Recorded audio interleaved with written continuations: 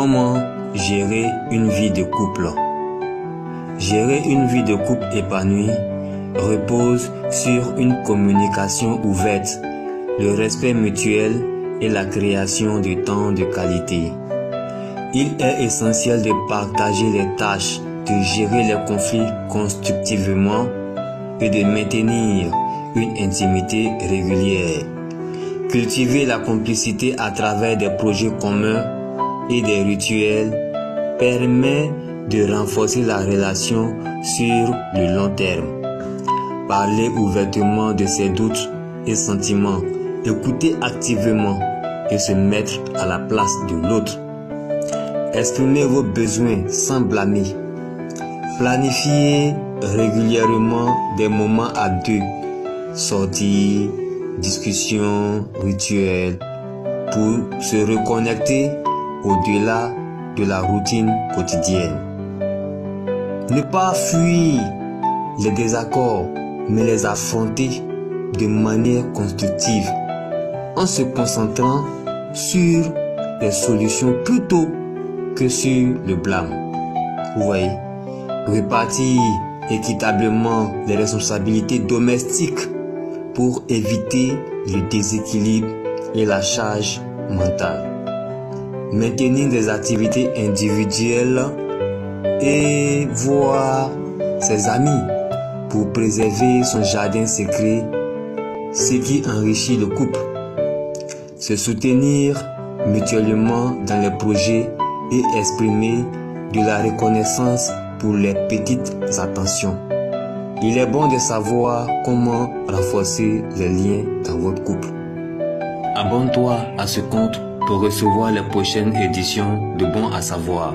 Écris en commentaire les questions auxquelles tu cherches des réponses et partage avec nous des choses qui sont bonnes à savoir. Salut! Pourquoi les filles grandissent-elles avant les garçons? Les filles grandissent avant les garçons en raison d'un démarrage plus précoce de la puberté, généralement entre 8 et 13 ans contre 9 à 14 ans chez les garçons. Les estrogènes déclenchent le pic de croissance plus tôt, tandis que la testostérone agit plus tardivement. La maturation hormonale et osseuse. Les estrogènes accélèrent la croissance osseuse dès le début de la puberté, entraînant un pic de croissance précoce, mais aussi une fermeture plus rapide des cartilages de conjugaison, c'est-à-dire que l'arrêt de la croissance. Bon, en conclusion, les filles connaissent leur poussée de croissance principale environ 2 ans avant les garçons, souvent vers 10 et 11 ans. Merci.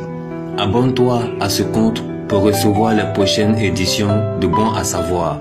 Écris en commentaire les questions auxquelles tu cherches des réponses et partage avec nous des choses qui sont bonnes à savoir. Salut!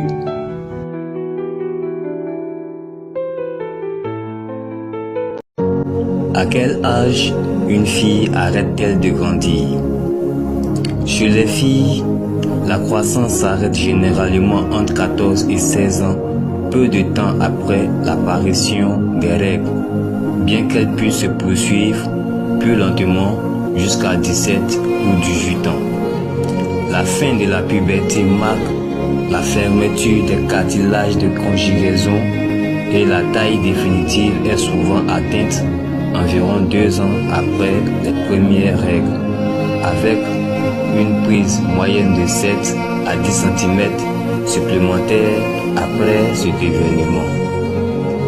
La poussée de la puberté débute en moyenne vers 10-11 ans et s'accélère vers 11-12 ans. Après les règles, la croissance ralentit fortement mais n'est pas instantanément stoppée. La fin de la croissance, elle est généralement complète vers 16 ans, le corps atteignant ainsi sa maturité osseuse.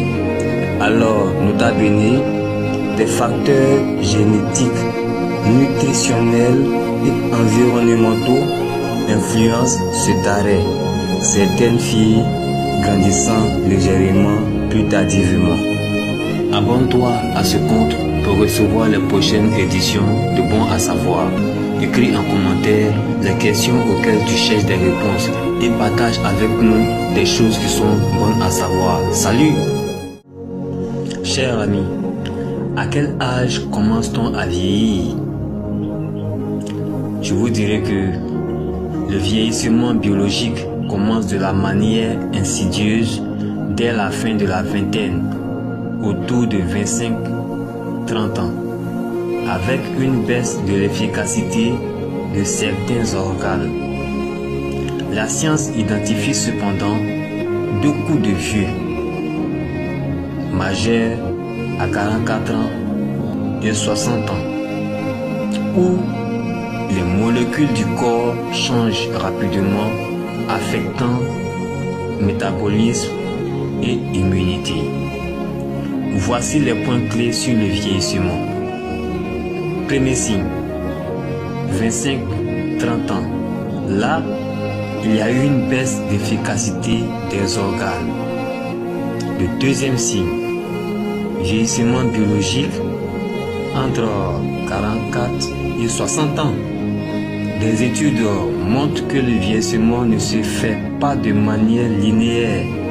Le corps subit deux accélérations biologiques majeures. À 44 ans, métabolisme, et à 60 ans, système immunitaire. Alors, cher ami, toi qui m'écoutes, abonne-toi à ma page pour trouver des solutions aux questions que tu te poses. C'est déjà fait. Abonne-toi et tu verras toutes les surprises que j'ai réservées pour toi.